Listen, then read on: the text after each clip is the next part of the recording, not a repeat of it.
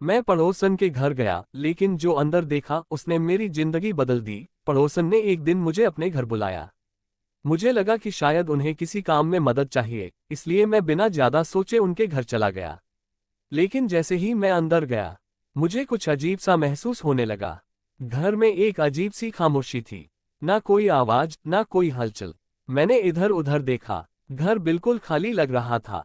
तभी वो अचानक मेरे पीछे आकर बोली, तुम अंदर वाले कमरे में जाकर बैठो, मैं अभी आती हूँ। उनकी आवाज में कुछ अजीब था, थोड़ी ठंडी, थोड़ी डरावनी। मैं धीरे धीरे उस कमरे की तरफ बढ़ा। जैसे ही मैंने दरवाजा खोला, मेरे होश उड़ गए। कमरे की दीवारों पर पुरानी तस्वीरें टंगी थीं। हर तस्वीर में एक ही लड़का था, और वो लड़का बिल्कुल मेरे जैसा दिख रहा था। मैं घबरा गया। तभी पीछे से दरवाजा जोर से बंद हो गया। मैं पलटा। पड़ोसन दरवाजे पर खड़ी मुस्कुरा रही थी। वो बोली, तुम बिल्कुल मेरे बेटे जैसे दिखते हो, जो 10 साल पहले गायब हो गया था। मेरे शरीर में सिहरन दौड़ गई। मैंने कहा, मुझे जाने दीजिए, लेकिन वो धीरे धीरे मेरी तरफ बढ़ने लगी। तभी अचानक एक तेज हवा चली और कमरे की खिड़की अपने आप खुल गई। मैंने मौका देखा और तुरंत बाहर भागा। पीछे मुड़कर देखा, वो दरवाजे पर खड़ी बस मुझे घूर रही थी। उस दिन के बाद मैंने कभी उस घर की तरफ मुड़कर नहीं देखा। और कुछ दिनों बाद लोगों ने बताया, वो पड़ोसन तो 5 साल पहले ही मर चुकी थी। उस रात मैं बिल्कुल भी सो नहीं पाया। बार बार वही चेहरा, वही मुस्कान मेरे दिमाग में घूम रही थी। मैं खुद को समझा रहा था कि ये सब मेरा वहम था, लेकिन दिल मानने को तैयार नहीं था। अगले दिन मैंने हिम्मत करके मोहल्ले के एक बुजुर्ग से पूछा, वो सामने वाले घर में रहने वाली आंटी के बारे में कुछ जानते हैं।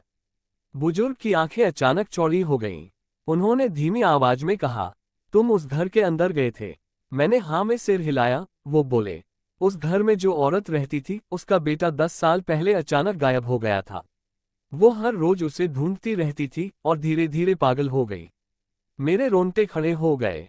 फिर मैंने डरते हुए पूछा। बुजुर्ग ने गहरी सांस ली। एक दिन वो अपने ही घर में मृत मिली, लेकिन कहते हैं उसकी आत्मा आज भी अपने बेटे को ढूंढ रही है। मेरे पैरों तले जमीन खिसक गई। लेकिन कहानी यहीं खत्म नहीं हुई। उस रात करीब 2 बजे मुझे अपने दरवाजे पर किसी के खटखटाने की आवाज आई। डो ठक ठक ठक। मैंने डरते डरते पूछा, कौन है? बाहर से वही ठंडी आवाज आई, दरवाजा खोलो, मुझे तुमसे कुछ कहना है। मेरे शरीर में सिहरन दौड़ गई। मैंने खिड़की से झांक कर देखा, और जो देखा उससे मेरी चीख निकल गई। वो पड़ोसन उसी सफेद साड़ी में मेरे दरवाजे के सामने खड़ी थी। उसकी आंखें इस बार और भी डरावनी थीं। वो धीरे धीरे बोली, तुम मेरे बेटे हो, तुम मुझे छोड़कर क्यों चले गए? मैंने तुरंत दरवाजा लॉक कर लिया, लेकिन तभी दरवाजा अपने आप धीरे धीरे खुलने लगा। अब मुझे समझ आ गया था, वो मुझे जाने नहीं देगी। और फिर जो हुआ उसने मेरी जिंदगी हमेशा के लिए बदल दी। दरवाजा धीरे धीरे खुल रहा था। मैं पीछे हटता जा रहा था, सांस तेज हो चुकी थी। अचानक दरवाजा पूरी तरह खुल गया। वो सामने खड़ी थी, वही सफेद साड़ी, बिखरे बाल और डरावनी मुस्कान। वो धीरे धीरे मेरी तरफ बढ़ने लगी। तुम मुझे छोड़कर क्यों गए? उसकी आवाज गूंज रही थी। मैंने कांपते हुए कहा, मैं आपका बेटा नहीं हूं, मुझे जाने दीजिए। लेकिन वो जोर से हंसने लगी। झूठ, तुम झूठ बोल रहे हो। तभी अचानक कमरे की सारी लाइट्स बंद हो गईं। चारों तरफ अंधेरा, सिर्फ उसकी आंखें चमक रही थीं। मैंने भागने की कोशिश की, लेकिन मेरे पैर जैसे जमीन से चिपक गए थे। तभी उसने मेरा हाथ पकड़ लिया। उसका हाथ बर्फ जैसा ठंडा था, और उसी पल मेरे दिमाग में कुछ अजीब सी तस्वीरें चलने लगीं।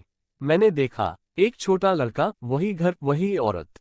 और फिर वो लड़का घर से भाग रहा था, किसी से डरकर, किसी राज से डरकर। अचानक मेरा सिर जोर से दर्द करने लगा, और तभी मेरे मुंह से अपने आप निकल गया, माँ। मैं खुद चौंक गया। वो औरत अचानक रुक गई। उसकी आंखों से आंसू बहने लगे। मुझे पता था तुम वापस आओगे, उसने धीमी आवाज में कहा। अब मुझे समझ आने लगा था, ये सिर्फ एक भूत की कहानी नहीं थी। ये उस अधूरे रिश्ते की कहानी थी, जो कभी खत्म ही नहीं हुआ। लेकिन तभी उसका चेहरा अचानक बदल गया। वो फिर से गुस्से में आ गई। लेकिन तुमने मुझे अकेला क्यों छोड़ा? कमरे में चीजें अपने आप उड़ने लगीं। हवा तेज हो गई। अब वो मुझे छोड़ने वाली नहीं थी। तभी मेरी नजर दीवार पर टंगी एक तस्वीर पर गई। वही लड़का, और उसके पीछे एक परछाई, जो इंसान की नहीं लग रही थी। अब सच साफ था, उस घर में सिर्फ वो औरत नहीं थी, कोई और भी था, कुछ और, जो उस बच्चे को लेकर गया था। और शायद अब वो मेरे लिए वापस आया था। अचानक पीछे से किसी ने मेरे कंधे पर हाथ रखा। मैं धीरे धीरे पलटा और जो देखा उससे मेरी चीख निकल गई। मैंने धीरे धीरे पीछे मुड़कर देखा और मेरी सांसें वहीं रुक गईं। मेरे पीछे एक काली परछाई खड़ी थी, ना चेहरा ना आंखें, बस अंधेरा ही अंधेरा। वो धीरे धीरे मेरी तरफ झुकने लगी और एक भारी आवाज गूंजी, ये लड़का अब मेरा है। मेरे शरीर से जैसे जान निकल गई। पड़ोसन जोर से चिल्लाए, नहीं, ये मेरा बेटा है, इसे छोड़ दो। अब मुझे सब समझ आने लगा था। सच ये था कि उस बच्चे को किसी इंसान ने नहीं, बल्कि उसी काली शक्ति ने अपने साथ ले लिया था, और आज वो मुझे लेने वापस आई थी। कमरे में तूफान जैसा माहौल हो गया। चीजें टूटने लगी, खिड़कियां अपने आप खुल बंद होने लगी। पड़ोसन मेरी तरफ दौड़ी और मुझे पीछे धकेलते हुए बोली, भागो, आज मैं तुम्हें नहीं जाने दूंगी। मैं डरते डरते दरवाजे की तरफ भागा, लेकिन पीछे से वो काली परछाई तेजी से मेरी तरफ बढ़ रही थी। तभी पड़ोसन उस परछाई के सामने खड़ी हो गई। पहले मुझे खत्म करना होगा, उसने चीखते हुए कहा, और अगले ही पल दोनों के बीच भयानक टकराव शुरू हो गया। कमरे में तेज रोशनी फैल गई। मैं कुछ भी साफ नहीं देख पा रहा था, लेकिन एक चीज साफ थी, वो पड़ोसन अपनी जान देकर भी मुझे बचा रही थी। मैंने पूरी ताकत लगाकर दरवाजा खोला और बाहर भाग गया। पीछे से एक जोरदार चीख आई और फिर सब कुछ शांत हो गया। अगले दिन मैं हिम्मत करके उस घर के पास गया। दरवाजा खुला था, मैं धीरे धीरे अंदर गया, लेकिन इस बार घर बिल्कुल खाली था, ना कोई तस्वीर, ना कोई आवाज। जैसे वहां कभी कोई रहता ही नहीं था। बस दीवार पर एक छोटी सी फोटो थी, उसमें वो पड़ोसन और उसके साथ एक छोटा बच्चा, और नीचे लिखा था, माँ का प्यार कभी खत्म नहीं होता। उस दिन मुझे समझ आ गया, वो मुझे मारने नहीं, बचाने आई थी, क्योंकि शायद किसी अधूरे रिश्ते ने मुझे उससे जोड़ दिया था। और आज भी जब मैं उस रास्ते से गुजरता हूँ, मुझे ऐसा लगता है कोई मुझे दूर से देख रहा है और मुस्कुरा रहा है। अगर ये कहानी दिल को छू गई हो तो लाइक, कमेंट और चैनल सब्सक्राइब जरूर करें।